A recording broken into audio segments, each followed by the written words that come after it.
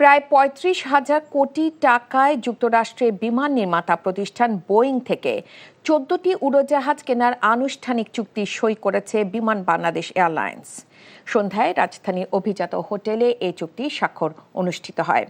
এ সময় বিমান বাংলাদেশ এয়ারলাইন্সের চেয়ারম্যান রুমি এ হোসাইন বলেন, ২০৩৫ সালের মধ্যে বিমানের সংখ্যা ৪৭-এ উন্নীত করা হবে, যা বিমানকে লাভজনক ও যাত্রী সহায়ক হতে সহায়তা করবে।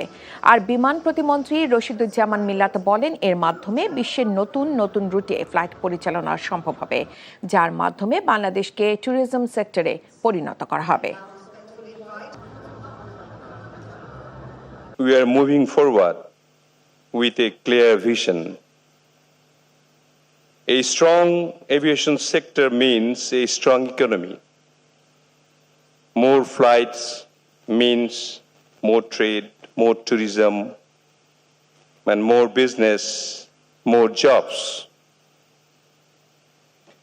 It connects Bangladesh to the world and brings the world closer to Bangladesh.